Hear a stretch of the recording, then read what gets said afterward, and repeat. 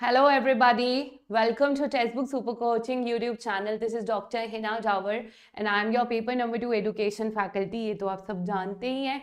और आज का ये जो सेशन है जून 2025 की तैयारी करने वाले सभी स्टूडेंट्स के लिए बेहद इंपॉर्टेंट सेशन है। आई थिंक जिस भी एग्जाम में आप बैठे उस एग्जाम के बारे में अगर आपके पास कंप्लीट डिटेल्स नहीं है तो शायद आप उस एग्जाम में अपीयर करने के लिए अभी सक्षम नहीं हैं। दूसरी बड़ी बात, इससे जुड़े हुए कई क्वेश्चंस आपसे पूछे जाते हैं इंटरव्यू के दौरान भी कि जिस पेपर के लिए आप बैठे उस पेपर से जुड़ी हुई आपके पास कितनी नॉलेज है। तो बहुत सारे बच्चे पूछते रहते हैं मैम क्या मैं इस पेपर के एलिजिबल हूँ, मैंने पहले ये पढ़ा है, इसका सिलेबस क्या। मैं आपको अपना एक रियल ऑनेस्ट फीडबैक देना चाहती हूँ। इस बार का जब एनालिसिस करने में लाइव सेंटर पर गई थी, ये बात मैंने आपको पहले भी बताई थी, एक स्टूडेंट को मैंने कई बार बोला कि आप अपना फीडबैक शेयर कर दो कि पेपर कैसा था, बस इतना ही बताना है। After asking her 2 or 3 times, because वो सबसे पहले बाहर आई थी, शी सेड टू मी कि ma'am I don't even know the names of the unit, आप कैसे एक्सपेक्ट कर रहे हो कि I can tell you the analysis of it. तो आई वाज सो शॉक्ड कि ऐसे अभी होता है आज की दुनिया में। सेनोरिटा, बड़े बड़े शहरों में छोटी छोटी बातें होती हैं। तो सेनोरिटा, एक बात ये भी हुई कि बच्चे को यही नहीं मालूम है जिस पेपर में बैठा था उसके कितने यूनिट्स थे। चलिए, तो आज आपको मैं वही कुछ गाइड कर देना चाहती हूँ। सबसे पहले यूजीसी नेट का एग्जामिनेशन जो होता है, ये जो एग्जामिनेशन है इसको आप करते हो फॉर असिस्टेंट प्रोफेसर। अगर आप हायर एजुकेशन में असिस्टेंट प्रोफेसर बनना चाहते हो तो आपको यूजीसी नेट का एग्जामिनेशन देना पड़ता है, ठीक है, जिसका जो रिजल्ट है वो 3 कैटेगरीज के अंदर होता है। पहली जेआरएफ, जेआरएफ यानी कि सरकार आपको देगा जूनियर रिसर्च फेलोशिप, यानी सरकार आपको ऑलमोस्ट गवर्नमेंट ऑफ इंडिया जो है मिनिस्ट्री ऑफ एजुकेशन आपको मिलेगा almost 35,000 plus rupees per month for doing PhD. PhD भी कैसा, फुल टाइम वाला, ठीक है। और यहां पर नेट तो बाय डिफॉल्ट इंक्लूडेड रहता है क्योंकि ये सिर्फ टॉप 1% को मिलता है।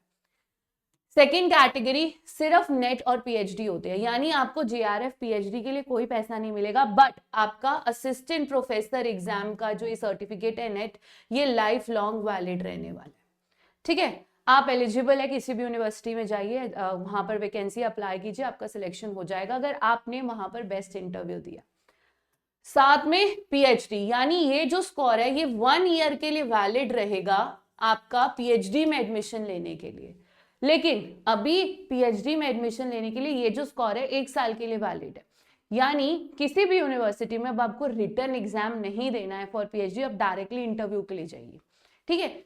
तीसरी कैटेगरी होती है ओनली पीएचडी, यानी कि ये जो स्कोर है अगेन सिर्फ 1 ईयर के लिए वैलिड रहेगा। देखिए, नेट और जेआरएफ की वैलिडिटी पे कोई फर्क नहीं पड़ेगा, सिर्फ पीएचडी में एडमिशन लेने के लिए वो स्कोर 1 साल की वैलिडिटी का है, ठीक है। यहां पर अगर आप पीएचडी में एडमिशन लेना चाहते हो तो ये स्कोर सिर्फ 1 साल के लिए वैलिड है, पीएचडी में एडमिशन ले सकते हैं जिसमें आपको रिटर्न एग्जाम नहीं देना बट इंटरव्यू देना पड़ेगा, ठीक है। एलिजिबल कौन है, आज तक सिर्फ मास्टर्स वाले स्टूडेंट्स एलिजिबल थे यूजीसी नेट एग्जामिनेशन के लिए जिनके पास 55% मार्क्स था।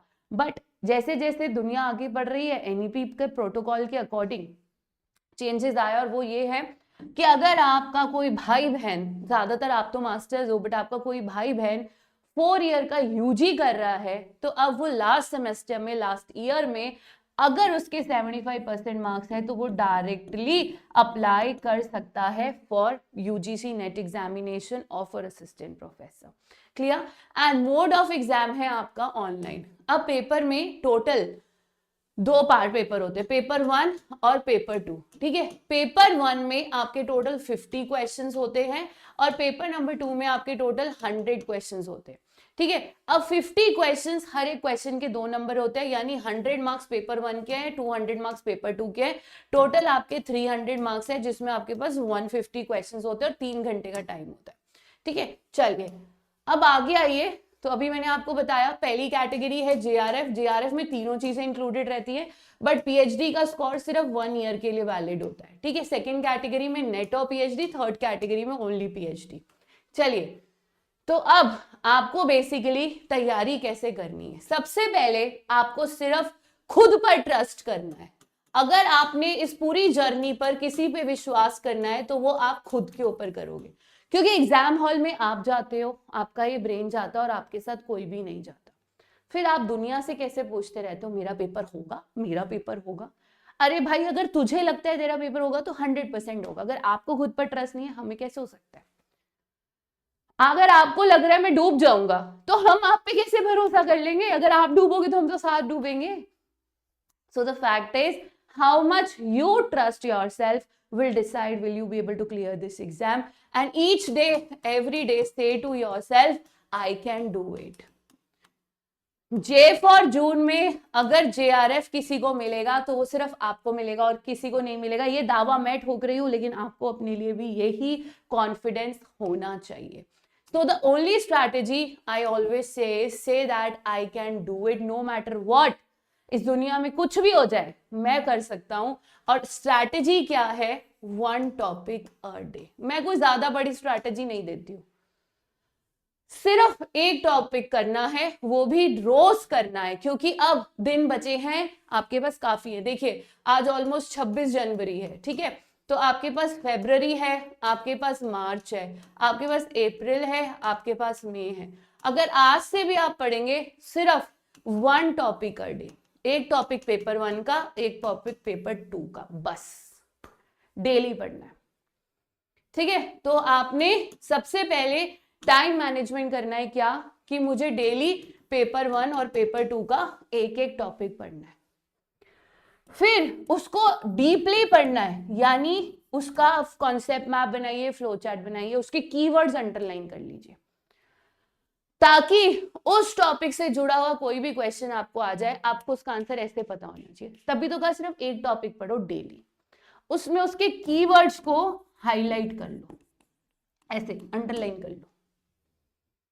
और जब तक टॉपिक ना हो, क्वेश्चंस आपने अटेम्प्ट नहीं करने, किसी भी कीमत पे आपने क्वेश्चंस अटेम्प्ट नहीं करने जब तक आपकी थ्योरी नहीं हो जाती, ठीक है? और जो भी टॉपिक आप कर रहे हो, कोशिश कीजिए वीकेंड पर उसको रिवाइज कर लो, वीकेंड पर उसको रिवाइज कर लो, पूरे वीक के टॉपिक्स को वीकेंड पे रिवाइज कर लो, ठीक है?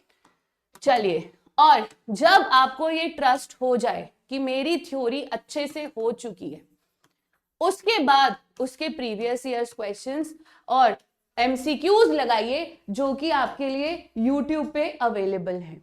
आपके पास YouTube पे अवेलेबल है हर टॉपिक के क्वेश्चंस। आप सिर्फ हमारा नाम डालिए, YouTube पे जाइए, आपको सब दिख जाएगा। सो ये काम आपको करना है, क्वेश्चंस आपने हमारे साथ लाइव अटेम्प्ट करने हैं और थ्योरी आपने खुद पढ़नी है, ठीक है? देखिएगा, खुद पर विश्वास करिएगा और इस स्ट्रैटेजी को फॉलो करें। देखना, I am telling you, JRF आपका 110% होगा ही होगा, ठीक है? चलिए, तो अगर हम आपके यूनिट नंबर 1 की बात करें, जो कि आपका फिलॉसफी है, यहां से जो आपके थिंकर्स और आपकी इंडियन और वेस्टर्न फिलॉसफीज है, इससे ज्यादा पेपर में कुछ करना नहीं है और यहां से क्वेश्चन आना ही आना है। सो ऑन एन एवरेज 8 से 10 क्वेश्चन आपके यहां से बनेंगे, सिर्फ 1 या 2 क्वेश्चन सोशियोलॉजी से आते हैं, ठीक है? वहीं आपके यूनिट नंबर 2 में जितनी भी पोस्ट इंडिपेंडेंस की कमीशंस, कमेटीज और पॉलिसीज है, ये वेरी वेरी वेरी इंपॉर्टेंट है। तो ये आपने टिप्स पर होनी चाहिए आप लोगों के, ठीक है? देन यूनिट नंबर 3 साइकोलॉजी, सबका favourite. Learning theories all are important. मैं कभी झूठ नहीं बोलूंगी कि ये पढ़ लो और ये छोड़ दो, नहीं, क्योंकि मुझे JRF चाहिए, छोटे की तो मैं बात करती नहीं हूँ, ठीक है? Intelligence, personality, all theories are important. इन्हीं दोनों पोर्शन से ऑलमोस्ट 7 से 8 क्वेश्चन इन्हीं 2 टॉपिक से आ जाते हैं। देन गाइडेंस एंड काउंसलिंग में से 100% टॉपिक आएगा, एंड पियाजे की थ्योरी में से या फिर एरिक्सन की थ्योरी में से एक क्वेश्चन पक्का आता है। Unit number 4 national bodies, very very important, and models of teacher education.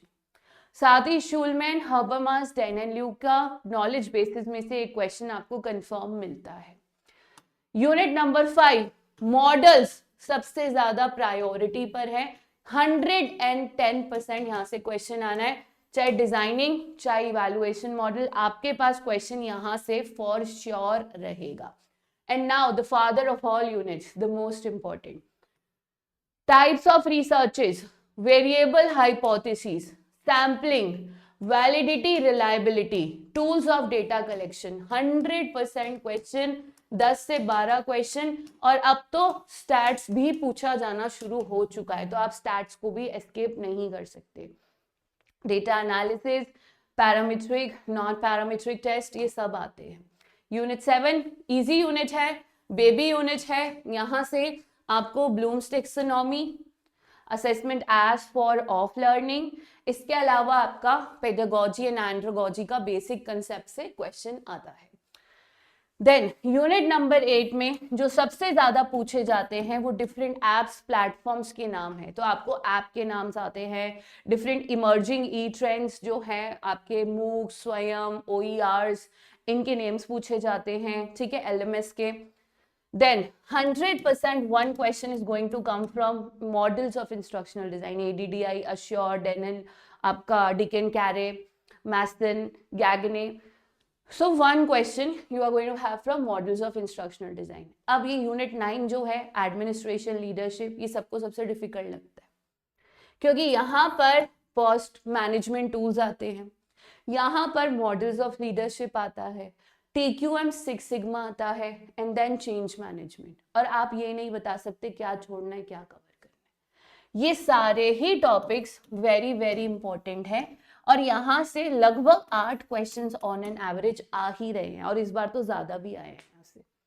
And last inclusive, जहां पर पॉलिसीज और classifications of disability and assistive and adaptive devices most important part है, जहां से क्वेश्चन बनता है, आप इसको स्किप नहीं कर सकते हो।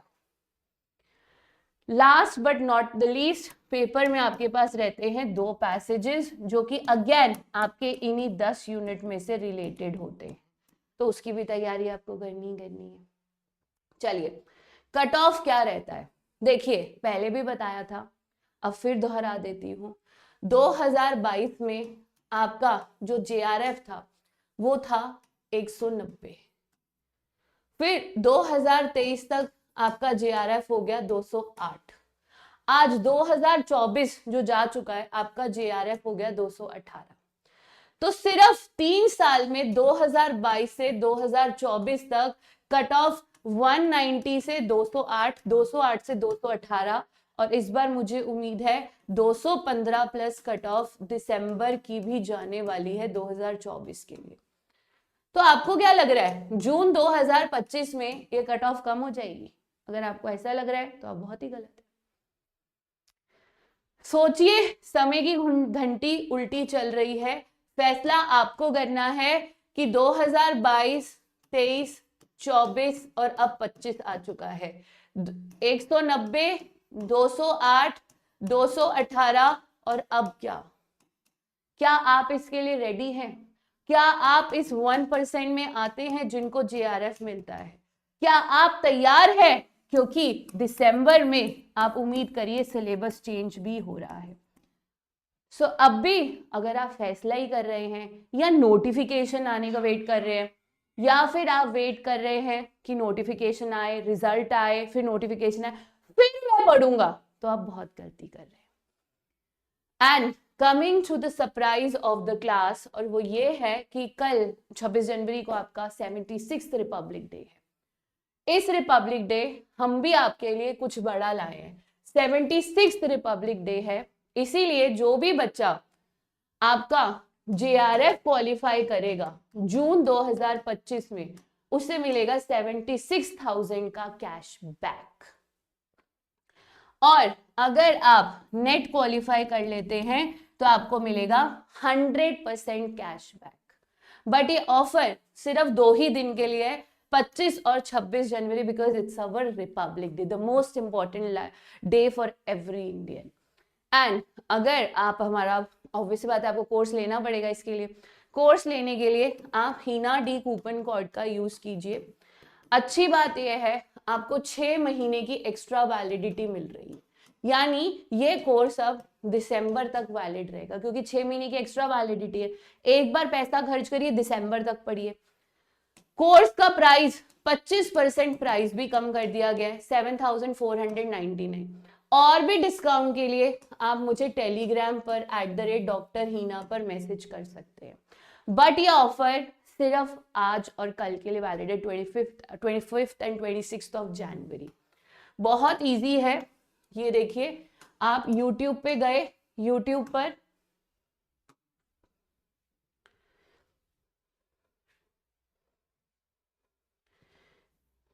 ये देखिए, ये हमारा क्लास है। ये हमारी क्लास में हमने नीचे जाना है। ये देखिए, ये रहा, to get the special offer, click here to get the special offer. ये क्लिक करिएगा, ये ओपन हो जाएगा। बस यहां जाइए, आपको कूपन कोड लगाना है, अप्लाई कूपन कोड। ये देखिए, हीना डी, अप्लाई कर दो। ठीक है, इसी के साथ यहां नीचे जाएंगे, आपको मेरी प्लेलिस्ट का लिंक मिल जाएगा, एजुकेशन प्लेलिस्ट। ये देखिए, यहाँ सभी क्लासेस, आपको जो क्लास पढ़नी है वो यहाँ मिलेगी, आपको क्वेश्चंस प्रैक्टिस करने हैं यहाँ मिलेंगे। तो आज ही हमें ज्वाइन कर लीजिएगा, क्योंकि जितना आप देर करोगे JRF आपसे दूर हो जाएगा। God bless you all, happy Republic Day, take care, bye bye.